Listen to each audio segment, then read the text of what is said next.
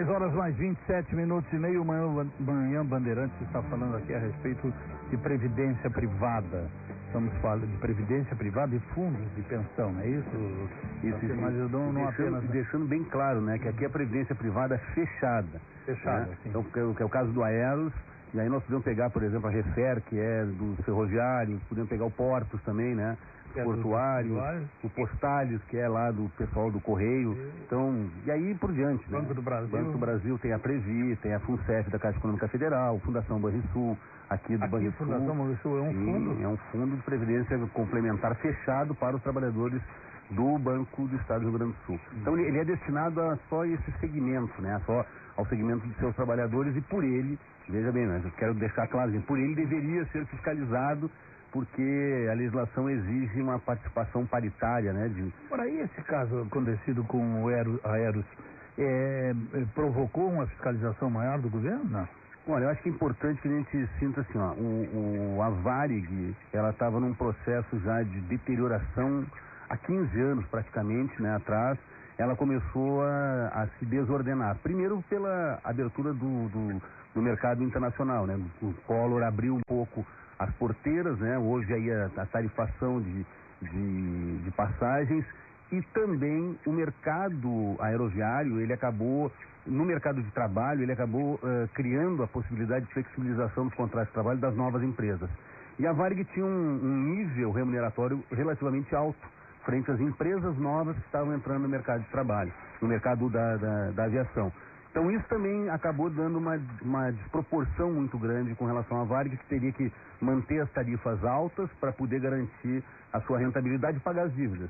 Então aí nós estamos falando da patrocinadora. Só que o grande problema é que, como a gente conversava aqui, o grande problema é que o dinheiro que era para sair da patrocinadora e entrar no fundo, ele não ia para o fundo.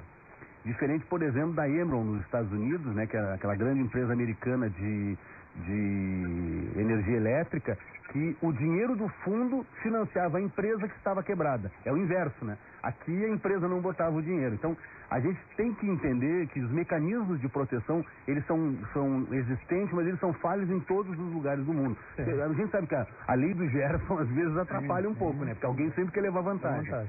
E nessa situação, acho que o erro de gestão, de se levar vantagem ou algumas situações mais protetivas acabaram levando esse problema do fundo, principalmente pelo não aporte de valores. Inclusive, eram 3 partes que deveriam ser aportadas. O que parece, a Previdência não quebra se o dinheiro for bem administrado e por exemplo, se a Varig não tivesse se apropriado do dinheiro do fundo, o fundo não teria problema nenhum, porque a rentabilidade de um fundo ou também tivesse aplicado certo, né? Não, exatamente. A rentabilidade de um fundo, ela tem uma garantia mínima dessa rentabilidade.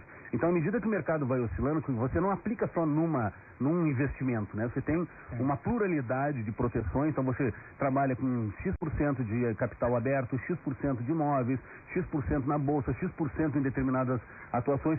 Poderia e podia antes na legislação aplicar na própria empresa. Então haviam instrumentos de garantia dessa rentabilidade. Então, só que o problema aqui é que o dinheiro não chegava no fundo para poder fazer a gestão dessa rentabilidade. O próprio trabalhador que tinha descontado dos seus valores, portanto, dele foi apropriado o dinheiro pela Varig e não foi colocado no fundo. E vocês sabiam disso? Ari Guidolin e Carlos Ren, que são aposentados da Varig, estão aqui falando sobre esse assunto.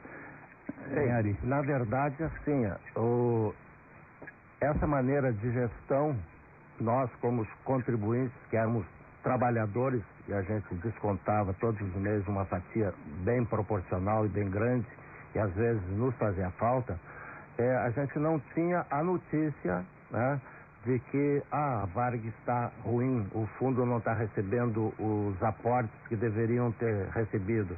Então, esse tipo de notícia a gente não tinha. A gente estava preocupado em fazer a empresa trabalhar e crescer. Quer dizer, como a Varig sempre foi a gente sempre imaginou, pelo menos, que a Varig sempre foi uma boa gestora, né? É uma empresa sólida. Então a gente acabou, de repente, acreditando nisso também. Pode ter sido um erro nosso também, que eu até... Foi um erro, mas involuntário, né? Vocês têm os representantes lá que temos representantes. Esses é que tem que ter cuidado, vem do dinheiro. Exatamente, da responsabilidade, né? Deixa eu até fazer um gancho que eu acho que é importante, porque infelizmente nós estamos falando de uma experiência acontecida, né? Então, o que nós temos que fazer? Nós temos que tirar dessa experiência a maturidade devida. Então, o que aconteceu com a Aeros, o Ari coloca muito bem isso, né? Pois a gente acreditou no sistema. Então, primeiro detalhe, nós damos todo o crédito para o sistema, damos o crédito para a Varig, damos o crédito para o fundo. Agora, o papel de conhecimento da matéria, que o Ari coloca sensivelmente qual era o papel dele. Ele era um trabalhador da Varig que queria que a empresa fosse a melhor do mundo. E fez isso. Né? Os trabalhadores fizeram isso, tanto que se identificava. A estrela da Varig é maior, até como bandeira, muitas vezes, do que qualquer relação que a gente possa ter no Estado brasileiro. Mas o que aconteceu? Não foi só a falta de fiscalização, foi a falta do conhecimento sobre a matéria previdenciária. Porque nós não conhecemos, nós não detivemos esse conhecimento. A maioria das pessoas não se apropria disso, são poucos técnicos que trabalham com essa área e poucos que conhecem. E aí o que acontece? Quando chega uma contabilidade, chega um extrato de balanço manipulado, valor, a gente já não conhece muito bem as letras, né? Quando chegam os números é pior ainda. Então, esse também é um outro problema, que nós temos que desvendar. Essa caixa preta, ela tem que estar aberta. E esse papel da fiscalização, ela não pode ser só do Estado, não tem que ser só de quem aporta o valor, tem que ser de toda a sociedade, porque isso interfere, e eles estão sentindo isso, quanto pesa para a sociedade esse tipo de relação, ao ponto de termos que, daqui a pouco, responsabilizar o próprio Estado para garantir valores que não foram aportados pela Varig e pelo próprio Aeros. Muito bom. Gilmar Mota, vocês devem conhecer, ficou emocionado, agradecendo pelo espaço, ele também é da Aeros. Olha, eu estou com 61 anos de idade, o Dr. Dais está vendo se consegue me aposentar, embora 37 anos, eu larguei esse pepino na mão dele, não é? Agora, eu já tenho as minhas preocupações, e acredito que muitos ouvintes também nessa faixa de idade. Agora, imagina o sujeito durante toda a vida dizer, bem, eu vou me aposentar, vou fazer que nem um outro da Aeros, que é meu conhecido ali, marido da dona Andina, ali de Itapuã, vou comprar o meu sítiozinho. Já comprei meu sítio, lá vou me mudar pro meu sítio e deixar o meu apartamento na cidade para quando eu precisar vir fazer alguma coisa e tal. E aí o cara chega e recebe um golpe como esse que receberam. Eu vou dizer uma coisa, eu acredito que o número de pessoas que adoeceu da idade de vocês, que ficou doente, que morreram desiludidos, e outros talvez até atentaram contra a própria vida, deve existir alguns casos bastante a gente se pergunta, e tem feito essa pergunta, porque são 4 anos e meio que a gente está esperando uma decisão. Existia uma liminar que estava valendo até março desse ano, que o governo teria que fazer a complementação. Não faz. Está aqui, a Constituição determina que é dever do Presidente da República cumprir quaisquer decisões do Judiciário. Não cumpre, não faz, não acontece. Então, isso é o que a gente diz da nossa tristeza, dessa demora. Porque o Aeros foi criado, quando a gente aqui até agora só falou na SPC, na Secretaria de Previdência Complementar, hoje Previ. Mas tem a terceira fonte, porque eram 3 fontes de receitas que o Aeros tinha.